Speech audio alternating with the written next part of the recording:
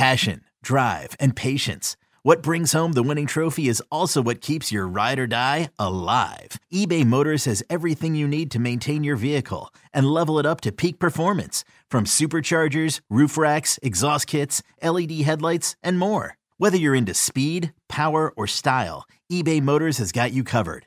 With over 122 million parts for your number one ride or die, you'll always find exactly what you're looking for. And with eBay Guaranteed Fit, your part is guaranteed to fit your ride every time or your money back. Because with eBay Motors, you're burning rubber, not cash. With all the parts you need at the prices you want, it's easy to turn your car into the MVP and bring home that win.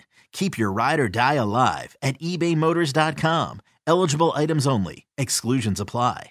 With Blue Link Plus, you can access your Hyundai Tucson Limited remotely. Doors unlocked, temperature set, lost car found. There it is. Get complimentary class-leading Blue Link Plus. Call 562-314-4603 for complete details.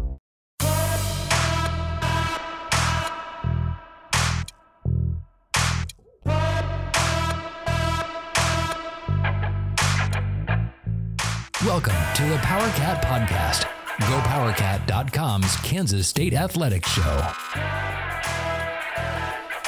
Now, here's your host, GoPowercat publisher, Tim Fitzgerald. Welcome to this week's edition of the Powercat Pregame Podcast, sponsored by our good friends at Robbins Motor Company. I am GoPowercat publisher, Tim Fitzgerald, and over the next hour, we'll try to get you ready for Texas Tech and Kansas State on Saturday night at 6 p.m. in Lubbock. The game's televised on FS1. We'll also try to unravel a little bit further what happened to K-State in last week's 29-21 loss at Oklahoma State. A very unexpected loss, but more so a really unexpected performance by a K-State team that seemed to be finding itself after that loss at Missouri with a convincing win over UCF. And then everything was different at Oklahoma State. We've done a lot of that breakdown on the GoPowercat channel so far this week. We'll delve into it a little bit more with our football analyst, Brien Hanley. He was an offensive lineman on those K-State teams in 97 and 98 that were so important to the growth of the program. And then we'll go to Ryan Wallace, our expert on so many things, and he'll help us breaking down Texas Tech, and we'll get into that pretty deep with him. And, of course, we'll end up with Ryan Gilbert to talk about the sports betting lines that are available this week. Only 5 Big 12 games, so we'll be a little bit shorter with Gills this week, but still some important games out there in the Big 12. And as I mentioned, we're sponsored by Robbins Motor Company. At Robbins Motor Company, they strive to earn lifetime business and build relationships selling quality cars, trucks, vans, and SUVs and offering top-notch parts and service. Robbins Motor Company, title sponsor of the Powercat Pregame Podcast. Kansas State is 3-2 overall, 1-1 in the conference. Tech has one more game under its belt. They're 3-3 overall, but they're 2-1 in the conference. And if either one of these teams wants to, get deep into the conversation about the top teams in the Big 12, they need to win this game. And K-State knows that very well. And one of the things before we get to Brien Hanley that we're going to do in this show is talk to Chris Klieman a little bit and also talk to Will Howard. We're going to start here with Chris Klieman discussing what went wrong with his quarterback on Saturday. And keep in mind, or on Friday, and keep in mind that Will Howard is not a quarterback that has traditionally thrown interceptions, but boy, he threw 3 at Oklahoma State. It was troubling, but we'll see what Chris Klieman has to say right here. He's got to take care of the ball better. And I like him to be aggressive, but he can't be, to a point where it's putting the team and the offense at risk. And there was a couple of throws, last week that absolutely he knows he can't make. He hasn't made those in the past, to your point. We believe in Will. Let's not forget he helped us win a Big 12 championship, so we're not going to give up on him like I think people want us to. And we've got a guy that's running that room that's knows what he's doing in Colin Klein. And I love CK. Got a ton of faith in Colin Klein, as everybody else should, being K-Staters, and we'll get this figured out. And now it is time to speak with Brien Hanley, our football analyst, one of our football analysts at GoPowercat. I feel like I just talked to you a couple days ago, Brien, on the inside. I like this, having to get to talk to you twice a week. It's good. It is good. It's fun. We covered a lot of this in the insiders, but let's go a little bit deeper. Sure. What's more troubling here is if this was what happened at Oklahoma State, if that was a player issue of lack of motivation and effort and just not being focused, or a schematic issue in which Oklahoma State discovered some things seriously wrong with K-State's defense. Oklahoma State ran the ball with success, which is the first team to do that. They really dissected K-State quite a bit with slant routes as they backed off. What's more troubling, if this was a mental problem, the players aren't invested, or if this was a schematic issue? It's a mental problem for me. Really? Because the thing about it is you can fix schematics. Right. You know, you can fix that. Mental issues and effort, that's tough to fix in a week, especially, you know, without just replacing a whole bunch of people. That's where the problem comes in, is that you're trying, if it's effort, that, I mean, again, you just can't replace that in a week without just playing new people. Yeah. You know, schematics can be fixed. Heck, you can fix schematics on the sideline. You know, if it's that big of a deal, you can do. Now, we didn't do that against Oklahoma State, which was troubling. We didn't do that, but you can literally fix that in game on a sideline at the half, whatever. So I think the more pressing issue is the guys. Hopefully this it was more of a, hey, we're going to roll in here and win, you know, and even that's not acceptable, but let's hope that it's just that, Fitz, because if it's, you know, I'm an entitled, we're just better, we don't have to work hard. If it's that kind of thing, which we haven't seen from this team lately, or, you know, any K-State teams lately, then that's a problem. That should even be a problem at Kansas State. No. At what point did Kansas State decide we can just roll in anywhere in this conference and win? And I hope that's not the case. I hope the guys realized that whatever they did just didn't quite work. But I will say this, we discussed this also on the insiders, but I come back to it because it's so confounding to me, dumbfounding. A lot of the problems were with seniors. I mean, Will Howard was out of sorts. We had a bad snap between him and his senior center. We had some real confusion on a pass route between a 6-year senior Phillip Brooks and the quarterback. I get young guys. Austin Romaine might struggle at middle linebacker once in a while. Some of the other young guys might struggle. But if you're a senior, particularly like a 6-year, this should be old hat. You never run a wrong pattern. You never miss a block. You never jog. You're just trained to do it the right way. Yeah, that was troubling.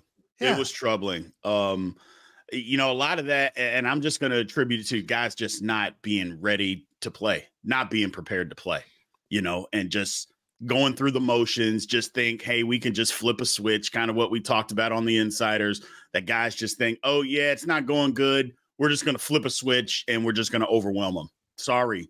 I mean, as good as I think that we are, as good a football team that we have, we don't have those type of athletes that we can just flip a switch no matter how the game is going and just go overwhelm somebody. We can beat somebody down. We can do that, but it's a gradual thing.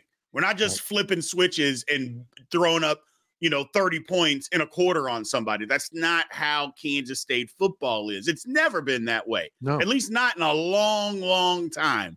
So it's kind of a grind it out, beat you into the dirt, you know, and that's good. I don't think there's anything wrong with that, but I think we just got a little bit full of ourselves, Fitz. I believe that's what it was. The guys just got full of themselves and thought we could just roll in, and no matter what we did, whether we played good or bad, we were going to win the football game, and they got caught. They did. They absolutely got caught, and they couldn't get themselves out of it. Even in the last possessions of the game, they just weren't very efficient. But if you want an example of how a team responds to some early losses, of course, Tech opened up at Wyoming. Little did we know that wasn't a bad loss. It's almost the equivalent of the K-State Tulane game last year. Wyoming is unbeaten and on course to end up in a New Year's Six bowl. Then they played number 13 Oregon to one score, 38-30, losing in Lubbock. Then they rolled Tarleton State, of course, lose to West Virginia. And we thought at the time, oh boy, Tech's really in trouble. They lost to West Virginia. It turns out West Virginia is pretty good. Yep. Then they play Houston. They win that. Then last week, this one really caught my attention, though. They went to Baylor, and I know Baylor's struggling, but they absolutely rolled the Bears in Waco, 39-14. And they look like a much better team. And I don't think it was just Baylor doing it to them. I think they've got themselves pulled together as a unit. What has changed for Texas Tech, and how dangerous is this team? I think one thing that changed is I think they circled the wagons. I think maybe a little bit early, the same thing happened to them. Everybody was talking about how good they were supposed to be, and they came out of the gates and got punched directly in the mouth, and they had no idea how to answer because everybody had spent all offseason and preseason telling them how good they were going to be, and they were going to be in the Big 12 championship. And when adversity came, they had no clue, just absolutely no clue. And then they had to look themselves in the mirror and say, okay, this is where we are. If we're going to fight out of this, we got to start now. We have to go back to being who we were last year and fight. And they've done that. And that's the mark of having a good coach. Now, you could also flip that and say, well, why didn't the coach have them ready to play at the beginning of the season? And I get that. And that's valid. That is absolutely valid. But they're playing well now. They figured some things out. Again, they've got a lot of things in front of them. So it's just a matter of them continuing down that path. This is going to be a tough game for K-State. It just is. Yes. Yeah, K-State's, after being an 11-point road favorite last week at Oklahoma State, that worked out great. They're now a 1.5 road dog, which I understand. And Tech's gone through their own evolution. They lost their starting quarterback. Now they have a young guy, Baron Morton, starting. Looked pretty good. He was 19 of 26 last weekend, 180 yards, threw 3 TDs, though. They seem to have found a little bit better offensive identity right now, but the leader of this new identity is Taj Brooks. 31 carries for 170. It looked a lot like DJ Giddens against UCF, but he just rolled through that defense at Baylor. And I would normally have said, or earlier in the season, I said, that's not a worry for K-State. They stopped the run, but boy, they didn't stop the run very well at Oklahoma State. Taj Brooks is going to be a problem. He's a bowling ball that keeps going forward. Yeah, that's my worry, is that they found something in K-State's defense. And again, it can be fixed, but they're running the ball really well. Texas Tech is.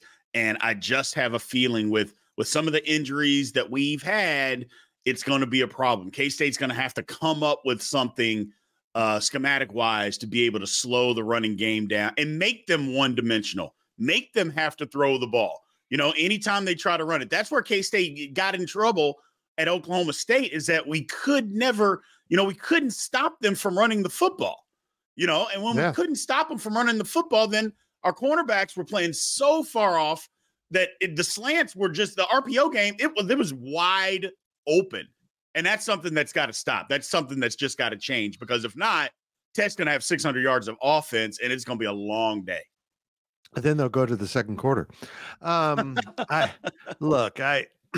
I appreciate that K-State is working on some injury situations on the defense side of the ball. They might play this game without their starting cornerbacks, which is not good. All right.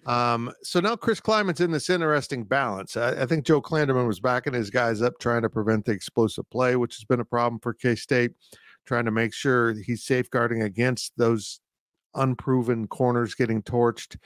But Chris Kleiman's like, we can't defend this way. This is not how we're going to defend. And I feel like there's going to be explosive plays in this game. But I much rather, honestly, if your defense for me is going to give up something, I much rather give up the explosive play, get the ball back and respond and get a rhythm to the game, rather than slowly getting bled out like Oklahoma State did so masterfully from the first drive on. 15 plays, touchdown. That's torture.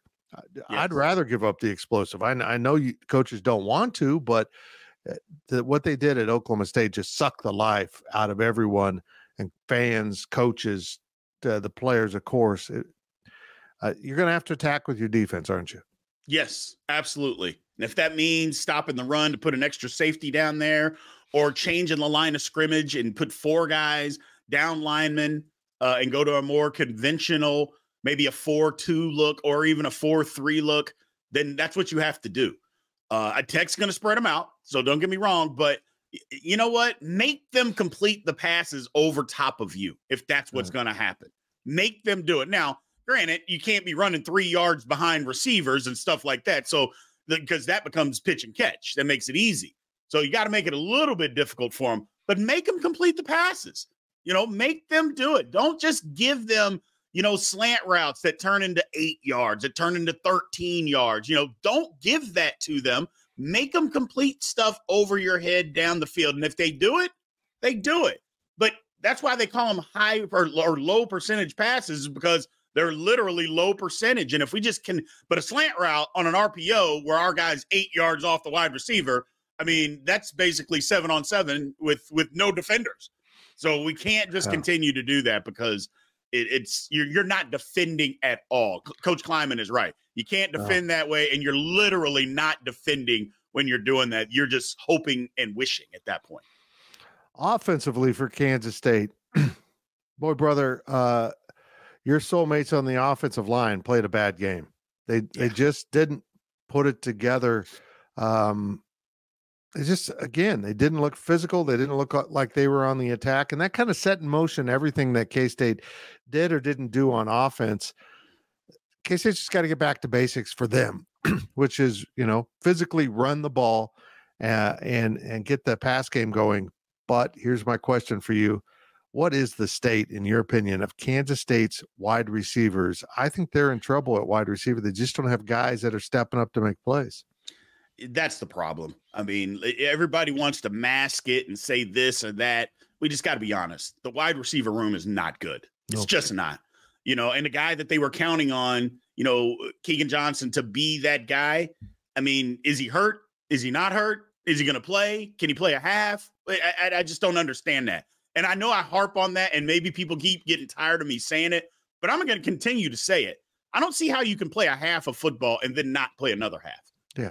Either it hurts all game or it doesn't hurt. So I just don't get that. But either way, even besides that, you have to get guys that can go and catch balls outside the numbers.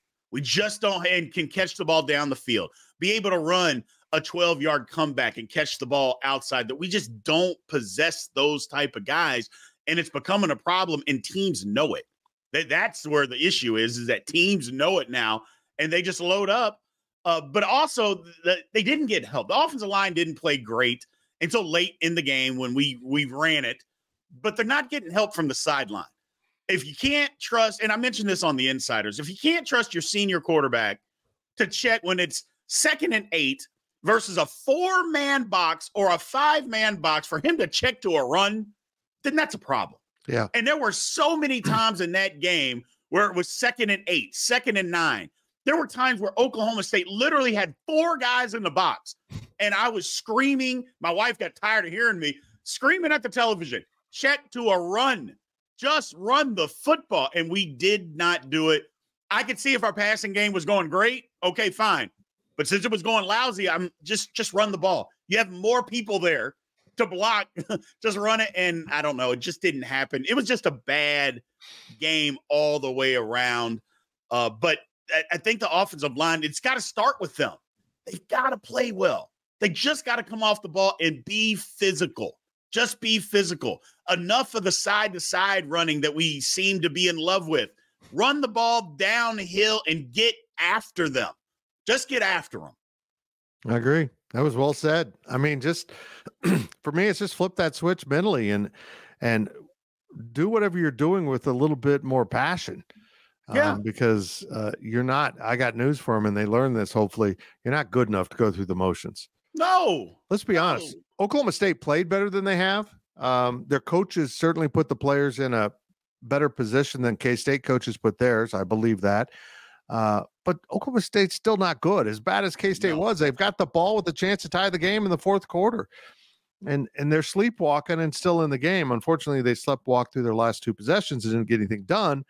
But I guess the question that hovers over this game as that 6 p.m. kickoff nears on Saturday night, did K-State learn its lesson? Or is this just a schematic collapse of the program for this season? I honestly, Brien, I think we're going to find out quickly in this game. I 100% agree with you, Fitz. We are going to find out early what we're made of. I don't think it's a schematic issue. I don't know. It's hard for me to believe that the coaching staff doesn't understand where they went wrong. It's just, they're not a bunch of dumb guys up there. So I got to believe that they looked at this and just thought, you know what, blame me. We'll be more physical on both sides of the ball, and we are going to change what we are doing. It was almost like we're hurt. We're playing against this team that we don't think is very good. Let's just get through this game, get a win, and then let's get on to the next one. Well, then you got bit, because that's exactly not only it looked like the coaching staff felt like that, and it oozed down to the players. And so then the players felt like that. Well, you got to stop that. You got to stop it immediately.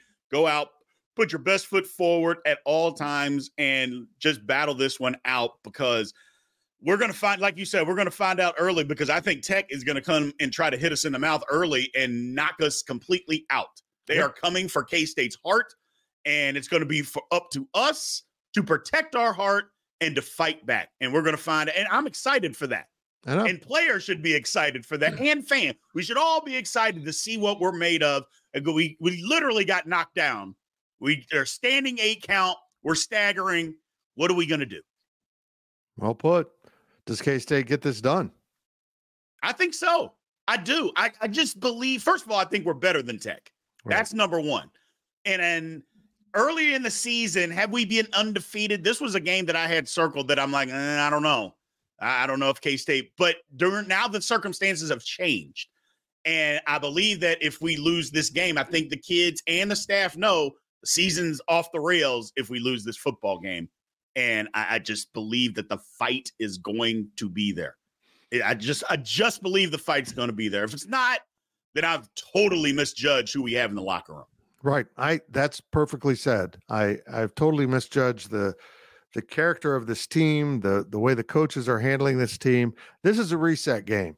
Yes. K-State wins, they reset. They're not they're not back to the same pace they were, because that Oklahoma State game should be a win in the, if you want to talk about resets. But they're back on schedule because Texas lost to Oklahoma. You still control your own destiny. That's reset one. If they lose this game, it resets what we all expected, including inside that locker room for Kansas State football in 2023, and adjusts it to be, hey, maybe they're a 7-5 team. Maybe they're 8-4, but they're not Big 12 caliber championship. They're just not. They're just not there. I feel like we're going to learn a lot about this team Saturday night in Lubbock. Yeah, that would be disappointing to not put our best foot forward, because if we put our best foot forward, we beat Tech. Just period, point blank. If we put our best foot forward, we win the football game. Right. If we don't, they're going to beat us. Yep. His name is Brien Hanley. He does a lot of stuff for us at GoPowercat. We appreciate it. But Brien, you also do a lot of your own stuff at your YouTube channel. Please, everyone, go subscribe to Brien's YouTube channel and find him on your social media platforms. Give us a rundown of what the Brien Hanley creation schedule is for a week. It is basically, I do a live stream at 4 p.m. Central Time, Monday through Friday on Big B Sports Talk on YouTube. Go subscribe to that. Yes. We talk about a lot of different stuff. We have a fraud of the week that we do every Tuesday. I think it's hilarious. But yeah, we've got a lot of people. We're live on TikTok as well. We're just trying to build it, Fitz, a little bit of a time. I know you got my partner, Darren Howard, another K-Stater. I've been best friends with him for 25 years. So we do it together. He's behind the scenes. I'm in front of the camera. We love it that way. We are just trying to build this thing and have a lot of fun. There's a ton of K-Staters that come over and get in every day too. So Nice. there's a lot of K-Staters that have joined on TikTok and on YouTube. So it's starting to get fun. It's starting to get fun. He is Brien Hanley, and he is the real deal. Brien, I appreciate it so very much.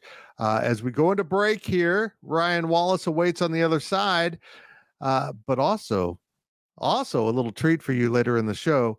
We're going to actually bring in an interview because I think it's important for everyone to hear what Will Howard had to say on Tuesday at the press conference after having a few days to absorb what happened as a quarterback, as a team. And we will have Will Howard later in the show. But until then, let's head into break on the Powercat Pregame Podcast, sponsored by Robbins Motor Company. GoPowercat.com's Powercat Podcast continues after this short break. Your fever is high and the pressure to log in at work is too. But when you finally decide to take care of you, there's Instacart. Just because that one perfect coworker of yours is attending all meetings, camera on while she's sneezing, coughing, and aching, doesn't mean you have to do the same. Take it from us. Trying to stay on top of things will only get you further behind. Instead, get everything from tissues and teas to cough suppressants and comforting soups delivered through Instacart in as fast as 30 minutes. If anyone needs anything, they can just redirect their questions to that one perfect coworker of yours. Welcome back to the Powercat Podcast. Welcome back to the Powercat Pregame Podcast, sponsored by Robbins Motor Company. I'm GoPowercat's Tim Fitzgerald. That was Brien Hanley before the break, discussing everything going on with his football program as the Cats head into Texas Tech on Saturday night for a 6 p.m. kick. And our Ryan Wallace is standing by to get into more of the Red Raiders and really kind of look back and try to decipher what the heck happened to the Wildcats at Stillwater last week. And remember, we're sponsored by Robbins Motor Company. The dedicated team of automotive professionals at Robbins Chrysler Dodge Jeep Ram Fiat will match you with a vehicle that suits your lifestyle and budget. Robbins Motor Company, title sponsor of the Powercat Pregame Podcast. Ryan Wallace is standing by, but so much went wrong last week in Stillwater as Kansas State prepares now for the Red Raiders, a team that is surging. They're 3-3 overall on the season after opening up the season with two tough games, as it turns out, at Wyoming and against Oregon.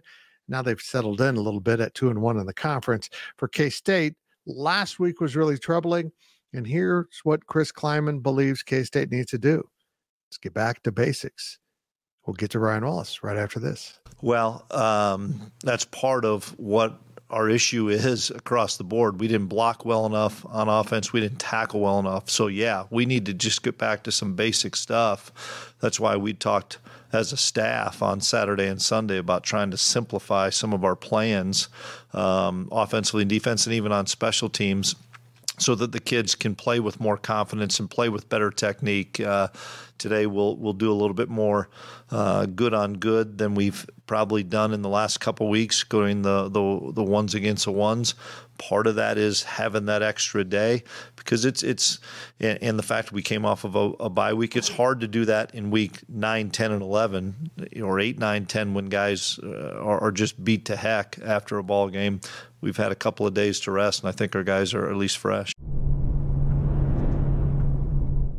And now there he is, Mr. Ryan Wallace, our recruiting expert at GoPowercat, but so much more, Ryan Wallace. You're so much more, as you've got kind of the scout on Texas Tech. First, let's back up. Let's talk about what went wrong. I asked Brien Hanley. Do we have to? Yes. Sometimes you got to brush your teeth twice in a day. I asked Brien Hanley this. Was this a mental issue where they weren't checked in, or a schematic issue where Oklahoma State exposed some things? And which would be worse? Which was it, and which is worse? Oh, I think part one would be way worse. I probably think it's a little bit twofold. Clearly they figured some things out in the second half. I mean, in a weird way, though you watched the whole game and you kind of thought K-State was never really in it. They were in it until the very end.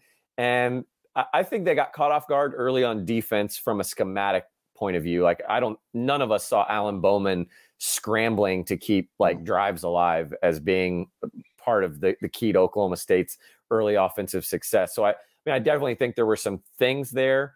But I think more than not, and I think it's been this way in the losses and maybe even, some of the wins like UCF, it's just been a lot of misexecution. Just I don't fault, I think, the coaches nearly as much as some of the fan base does. I just think you've got a lot of players that are either inexperienced or new to this program that are still learning. Whereas last year you had a lot of guys that, even the ones that were new to the program, were like seasoned beyond belief, like a Drake Cheatham, Josh Hayes guys that, they weren't trying to learn the system as much as they were each day of the week, like getting into nuances of like the opponent and stuff, that they were able to play faster. And so I think it was definitely more misexecution, but I think on offense, it would be hard to argue against. There was I don't want to call it loafing, but there was a different kind of mentality that was just off on offense. And I don't think that spread through the entire team. And I don't think it's a problem moving forward. I really don't. But for whatever reason, Fitz, that was a weird Friday night deal that I hope to never see again from Kansas State. Yeah, it was odd watching guys just break off patterns because they don't think they're going to get the ball, jogging through stuff. There was no fire. There just was no fire, and schematics went wrong. Okay, what do you see from Texas Tech that seems to be playing better football now after losing its first two games? But now we know Wyoming and Oregon are good, so maybe those losses weren't as bad as perceived. Yeah, that's what I was going to lead off with, was their resume. I mean, they've been tested so far. They go to Wyoming, they got a 2-point loss in overtime, and look at Wyoming now. I think they're some projections have them, in a New Year's Day bowl. They're 5-1. Their only loss is at Texas. Then they come home, and Fitz, I rewatched the game with Oregon. They were 13th at the time, now up as high as number 8. They gave all the Ducks. They gave the Ducks everything they could handle. I mean, that was a very competitive game. I think at the end of the day, the athletes on Oregon ended, won over, and Bo Nix too. And then you go to West Virginia and you lose a 7-point game there. And here's West Virginia, Fitz. They're somehow receiving votes in the top 25. So their only loss is at Penn State. So I think Tech's resume, they're a better team than their record shows. Mm-hmm. And I do think that they've been tested to some degree, but I also think their wins haven't maybe proven as much. I think that you've figured out more in their losses than you have a little bit in their wins. True. But they're really experienced, and that's why they got so much love in the preseason. They have 17 players, Fitz, that logged 20-plus career games played entering the season. 13 players have logged 10 or more career starts. They've got 2 Western Kentucky transfers alone on the offensive line, one of whom is Cole Spencer, who I think is questionable to play on Saturday. That would be a big loss for them, because between he and Rusty Stats, who's the new center that they brought in from the portal this year, 101 career games played combined, 81 games started between those two. So, I mean, this is a Texas Tech team that statistically, Fitz, is pretty even with Kansas State. They're almost even if you go by ESPN's SP Plus rankings, which I know where some people like them, some people don't. Very even. I think K-State's 24th overall and Tech's 26th. Pretty even on offense, pretty even on defense. The biggest disparity between the two is special teams. Go figure. Tech is an elite special teams group this year. Really good punter, really dangerous return men. But yeah, I mean, do you want me to get into? I've kind of hyped the Red Raiders up. Do you want me to keep flowing here and get into where I think maybe K-State can take advantage? Yeah. I'm because you shared with me before we started this was going to be a good matchup for K-State, and you just convinced me it isn't. I wanted to build it up so I can tear it down. Okay. And I'm Fitz, folks that tune in regularly, I'm the pessimist here of the group on GoPowercat, right? I'm the painful reality guy, the bearer of bad news. And yet there's something about this matchup. I think Kansas State's a terrible matchup for Texas Tech. And here's why, particularly this year, is even coming off the loss at Oklahoma State, even with Texas Tech seemingly finding their momentum, trying to go on a 3-game Big 12 win streak here against the Wildcats, at night, at home in Lubbock, with K-State potentially being without both their starting cornerbacks. This is not the Texas Tech air raid sling it around where you're starting to get nervous about what K-State might let up through the air. They're getting things done on the ground this year. Joey McGuire leaning on a guy like Taj Brooks, who comes in number 5 rusher in America, averaging 6 yards per carry, 4 TDs. But, Baylor, they wore him. I personally think, you come off that game and I'd be questioning whether they wore him out. 31 carries against Baylor, 21 carries against Houston. But Fitz, neither one of those defenses is better than 12th in the conference in rush defense. K-State is made to stop the run. They struggled a little bit with it against a poor rushing attack in Oklahoma State. But I think Oklahoma State and Mike Gundy have a way of scheming against K-State. Similarly to the way I say K-State's a bad matchup for Texas Tech, I think Mike Gundy's proven Oklahoma State's kind of a bad matchup in most years for K-State. And he had a bye week to prep for it. With Texas Tech, they haven't had a bye week. And I think this is a good matchup for K-State's defense that wants to stop a guy like Taj Brooks, who's not a Deuce Vaughn. He's not a dynamic, make you miss kind of guy. He loves contact. He's between the tackles. His longest run on the year, Fitz, is only 38 yards. So he's not going to separate. That's built for what K-State wants to do. And then I think if you flip over to the defensive side too, the offensive side for Kansas State, I went back and rewatched your post-game walk and talk from last year. And one of the things you highlighted on, remember fans, if those of you that forgot, that was the game that K-State ran for 341. And it wasn't necessarily a pretty win, but Adrian Martinez had 171 rushing yards on 12 carries, 14.3 yards per carry for Adrian Martinez. You go through and look at what Texas Tech has done in their losses this year. Andrew Peasley is the quarterback for Wyoming, had 15 carries for 68 yards and a touchdown. He's not known as a mobile quarterback. Bo Nix, athletic, not a mobile quarterback, 9 carries for 46 yards. And then Nico Martial from West Virginia, their quarterback, 15 carries for 72 yards in their win against Texas Tech. I think all three of those guys, Fitz, except for maybe Martial, led their team in rushing. It's a problem for Texas Tech, and Joey McGuire addressed it in the media press conference that he had earlier this week that I listened to. They have a real problem with not being able to contain when they pressure. They allow seams. That's what Adrian Martinez was doing last year. He dropped back, they'd pressure, and then these wide open gaps. They were not assignment sound in how they pressured. That's tailor-made for Kansas State, tailor-made for a guy like Avery Johnson, and honestly, tailor-made for even a guy like Will Howard. Right. He can see pocket presence. He can see gaps and take off and run. We saw it even at times in a bad performance for him last week against Oklahoma State. That's the kind of rushing that Will Howard does best, honestly. So again, Fitz, I think that all plays in to K-State's hands. I don't think they need to be, reinvent the wheel as much as K-State fans probably want them to after the performance last week. They can go out, get back to their physical brand, a methodical brand, keep Texas Tech's offense off the field, and let DJ Giddens, Trayshawn Ward, Will Howard, and Avery Johnson do the dirty work with their legs.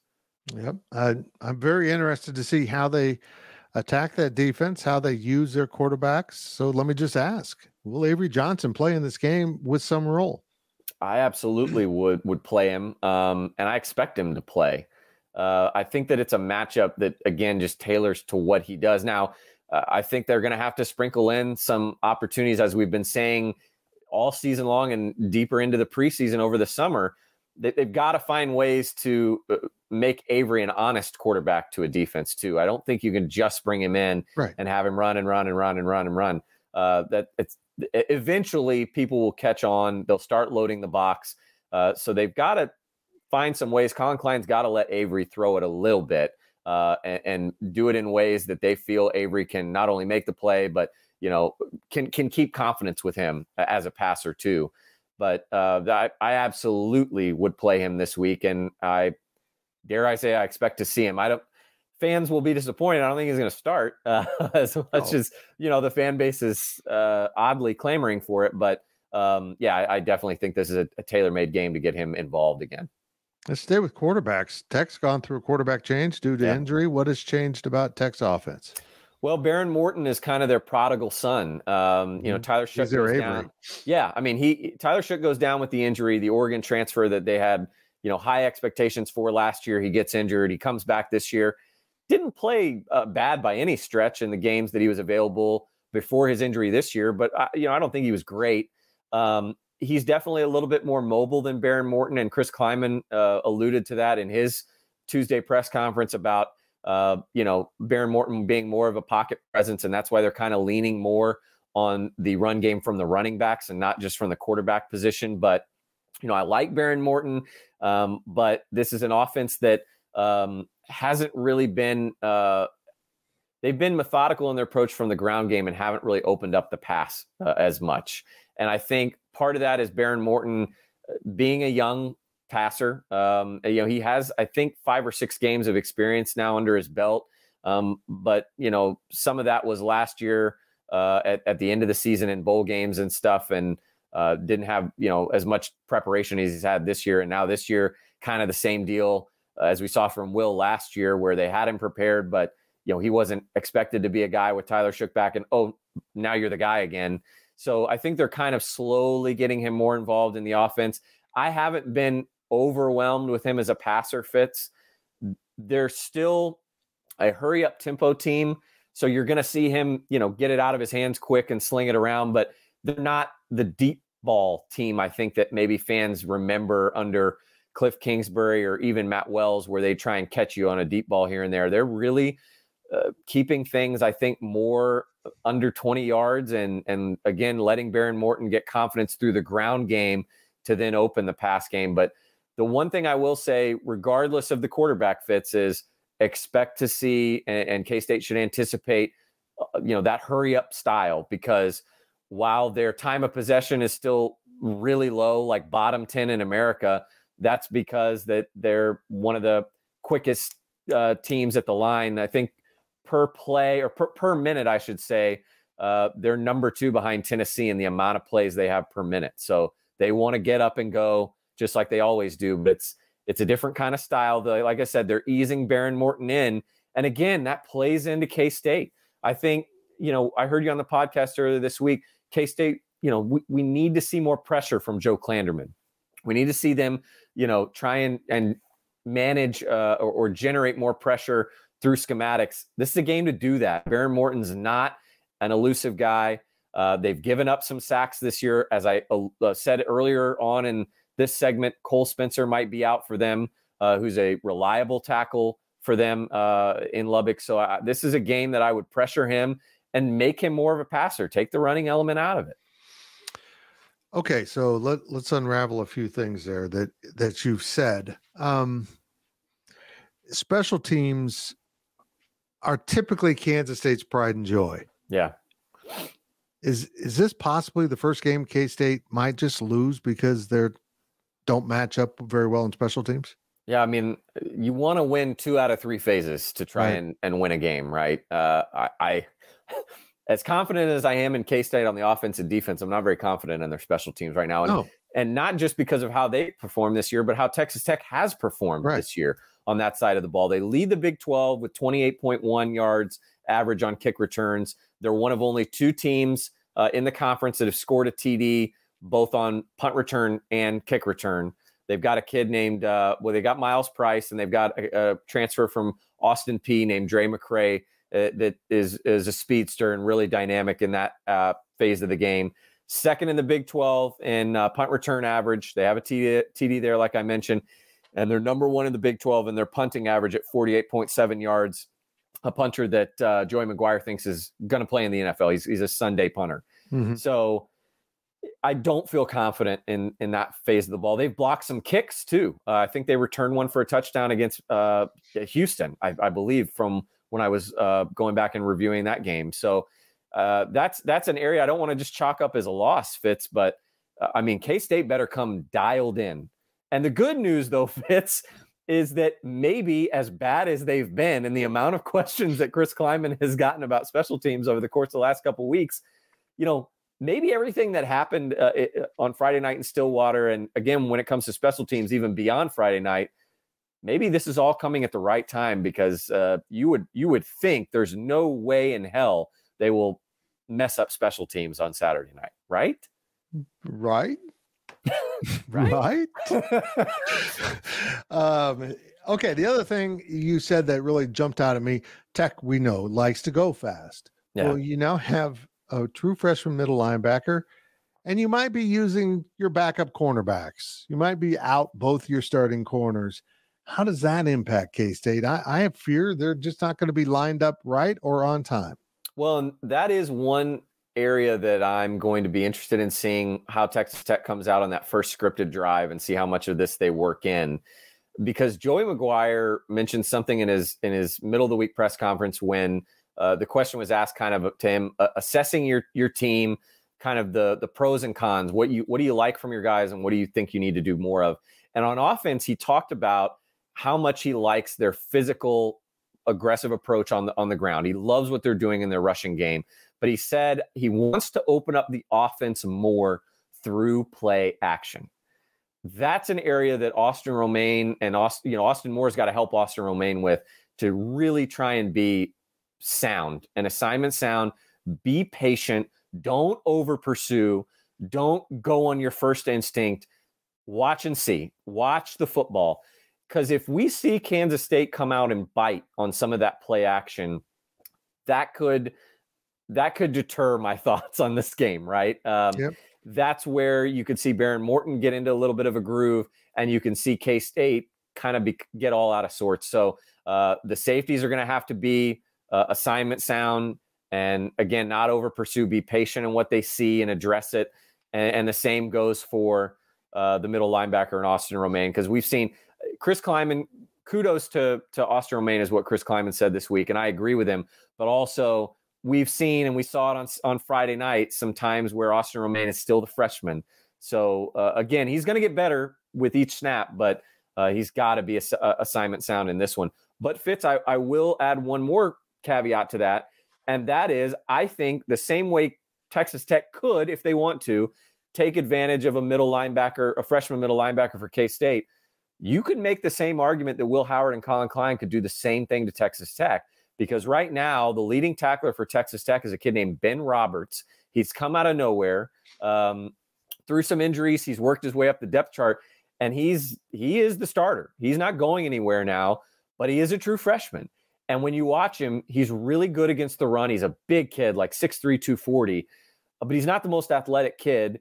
And I still wonder if he could be susceptible to, some play action or a better athlete like a Trayshawn Ward or a guy like DJ Giddens that has a little bit more wiggle than I like to give him credit for. That's an area that K-State could do the exact same thing that Texas Tech wants to do as well. Okay, a couple questions to wrap us up. Does K-State contain Taj Brooks, keep him 80 or fewer yards? I'm going to say yes. I thought long and hard on that just because I think I like Taj Brooks. He's a guy that K-State fans, K-State offered him. I mean, that should tell you everything you need to know about what they thought of him out of high school. He's a self-made guy, like Jalen Hutchings on their defensive line, not guys that were, huge recruits. They've made it for themselves. And so part of me thinks, as they've done the last 2-3 weeks, they're going to run him until he can't run anymore. So part of me thinks he might get over 80 just on the amount of touches and confidence they have in him right now. But I like K-State. I think he's going to have to earn it to get over 80. Does K-State win? I think K-State does. I don't think it's going to be a landslide. Dare I say, our message boards still might not be pleased on Sunday morning. I mean, it's going to be a hard-fought one that might not look overly impressive, right? It could be UCF, Oklahoma State material, even Missouri material. But again, I like how K-State matches up against Texas Tech, and I think if they can kind of weather the storm that happens in Lubbock, that happened, quite frankly, last year in the second and third quarters against Texas Tech, they can weather the drives and the momentum waves. I think K-State can get back to its brand of football on offense and defense figure some things out on special teams, not let anything happen there, they can escape and get out with a win in Lubbock and kind of get back to their ways for a huge game against TCU. He is Ryan Wallace. He's our recruiting expert, dropping some crystal balls, not particularly. Yeah, sorry, guys. For K-State. We go check that out. And of course, he helps us out with our game coverage as we preview K-State and Texas Tech. Wally, thank you so much. Thanks, Fitz. That's it for this segment of the Powercat Pregame Podcast, sponsored by Robbins Motor Company. On the other side, we're going to talk to Will Howard. We're going to drop in the full Tuesday interview for Will Howard, in part because you probably want to hear from the quarterback, and also that means less Ryan Gilbert, and we're all in favor of that. We'll be right back. GoPowercat.com's Powercat Podcast continues after this short break. Getting the crew together isn't as easy as it used to be. We get it. Life comes at you fast. But trust us, your pals are desperate for a good hang. And when they hear you stock the party with drinks from Drizzly, they'll be banging down your door. Let Drizzly, the go-to app for drink delivery, take care of the supplies. All you need is an excuse. It doesn't even have to be a good one. It's your dog's birthday. The loquats are finally ripe. Whatever. With Drizzly, you can compare prices on a massive selection of beer, wine, and spirits and get them delivered straight to your door. Which means you can entice the crew to leave their houses without ever leaving yours. Whatever the occasion, download the Drizzly app or go to drizzly.com. That's DRIZLY.com today. Must be 21 plus, not available in all locations. Welcome back to the Powercat Podcast. Welcome back to the Powercat Pregame Podcast, sponsored by our great friends at Robbins Motor Company. I'm Fitz. We've got 2 segments of this show behind us. One more to go, and that's Ryan Gilbert to talk about sports betting and how the conference stacks up this weekend. Only 5 games in the league, so it'll be a little bit shorter with Gills, but I also know this. You probably want to hear from the QB.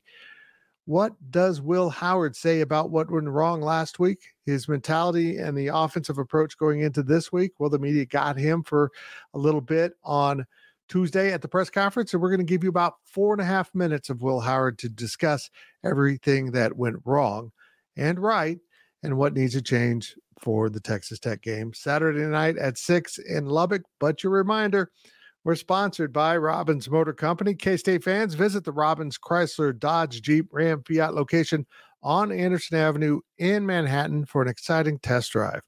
Robbins Motor Company, title sponsor of the Powercat Pregame Podcast. And here we go with the final segment. Here is QB1. And QB1 for the near future, certainly, probably for the rest of the season. Here's what Will Howard had to say earlier this week to the media. I mean, I came in, got some extra throws on Sunday, and other than that, it's just been the normal routine.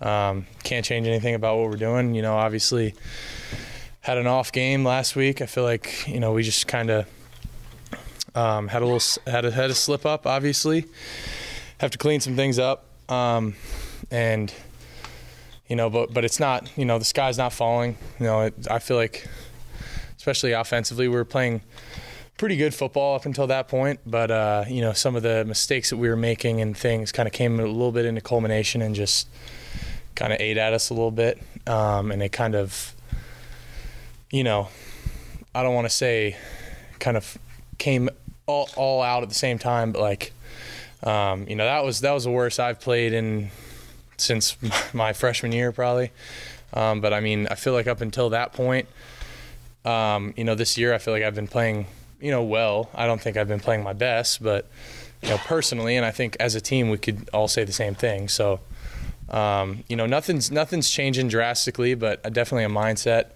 switch a little bit. You know, kind of a snap back to reality a little bit, and just got to focus on the inside noise and not the outside noise. How difficult was it to go back and watch that? It was tough just because a lot of the things that happened in that game were on us, right? It was just in our control.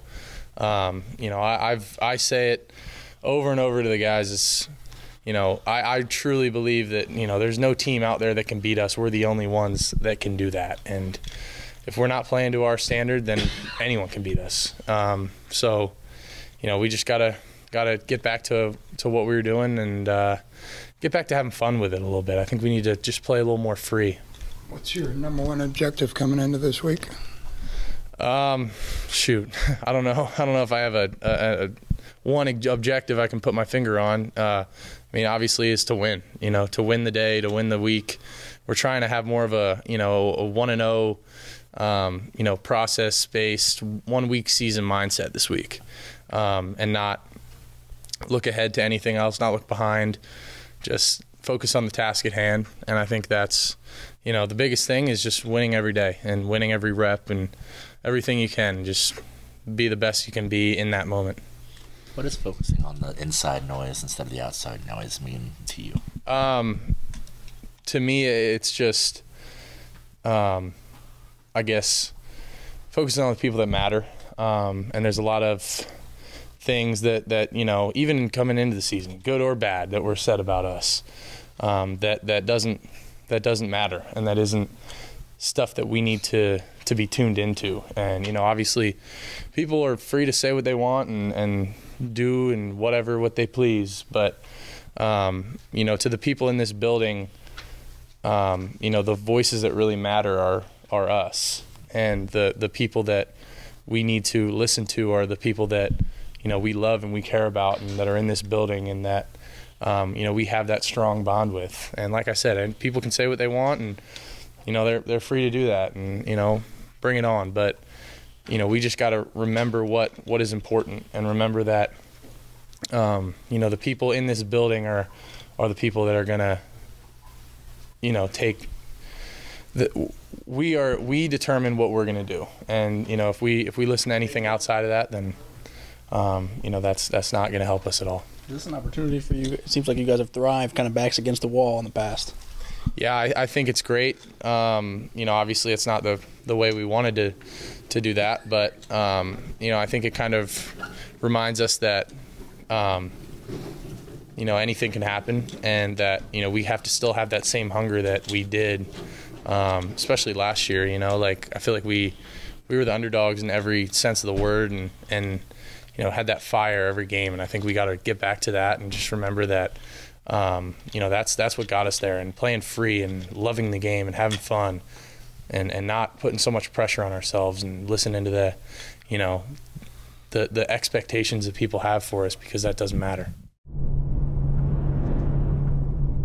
We go from Will Howard to Ryan Gilbert, one quarterback to another. The quarterback of my sports betting team arrives here today, right now, in front of your faces. That's Ryan Gilbert.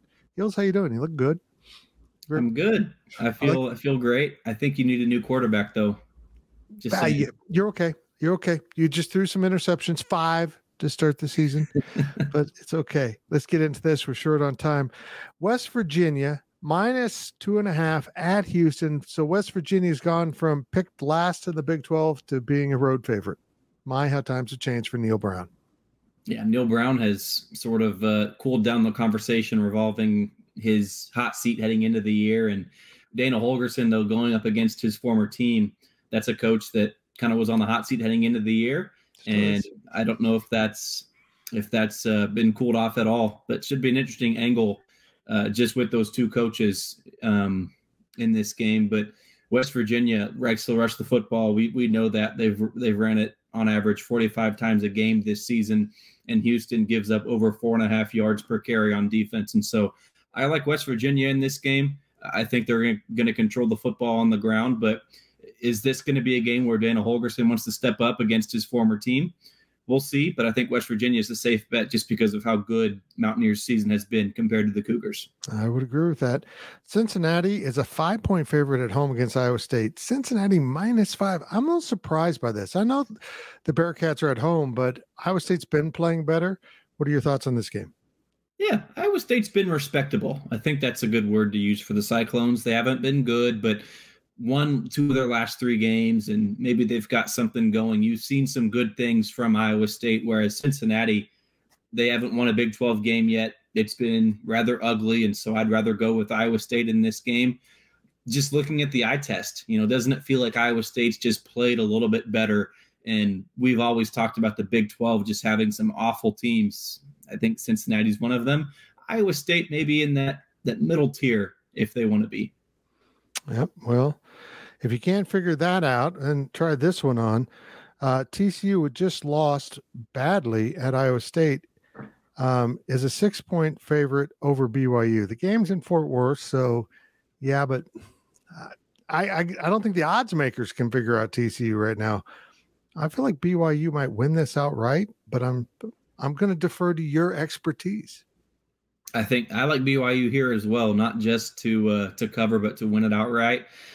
Playing on the road, of course, a long travel isn't going to be easy, but they've got to be used to that by now, right? It's not going to be anything new playing, a couple 4 or 5 hours by plane.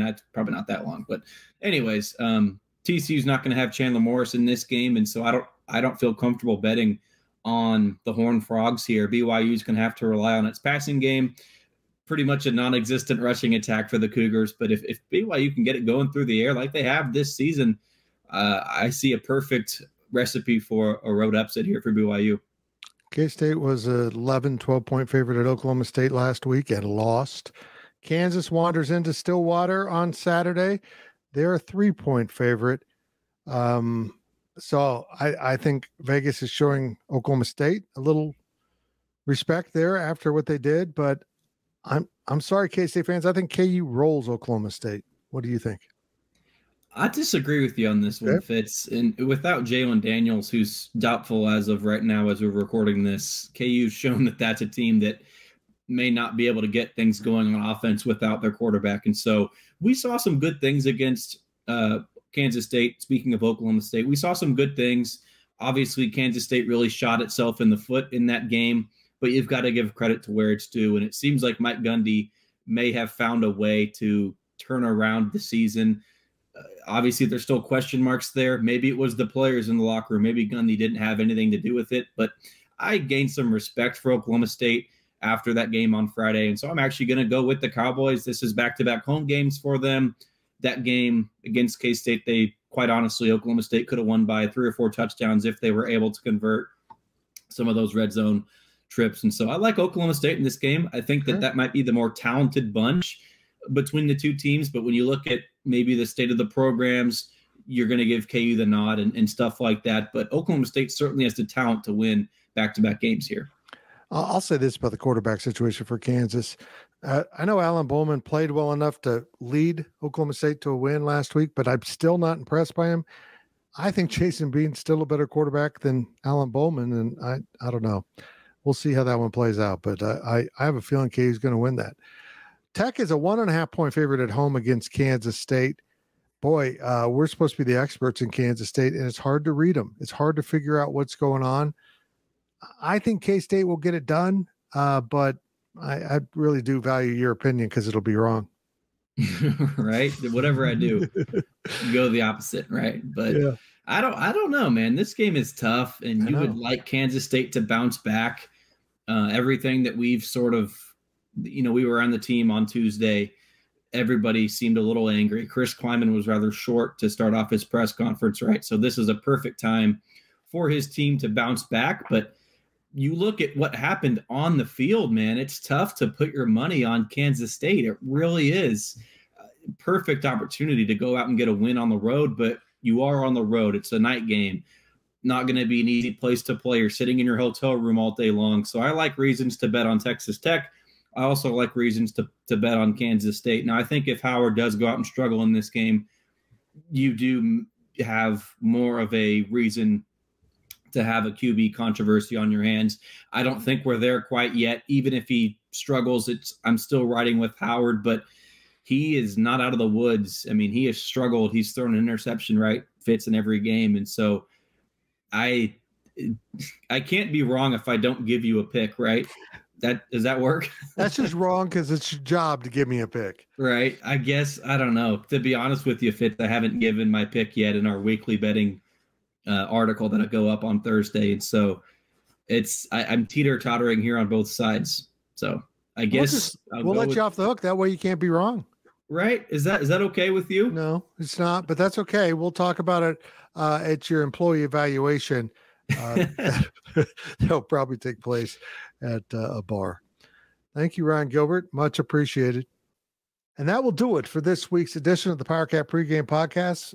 brought to you by Robbins Motor Company. I'm Fitz, and I always give you that one thing to watch. And usually this pertains to something that will impact the outcome of the game. Kansas State handled the line of scrimmages. Will Howard not throw interceptions? That type of thing. But this time, let's back up and let's just simply watch for this. Look for new personnel. Who did Chris Kleiman and his coaches turn to maybe add some spice, add a little flavor to this team?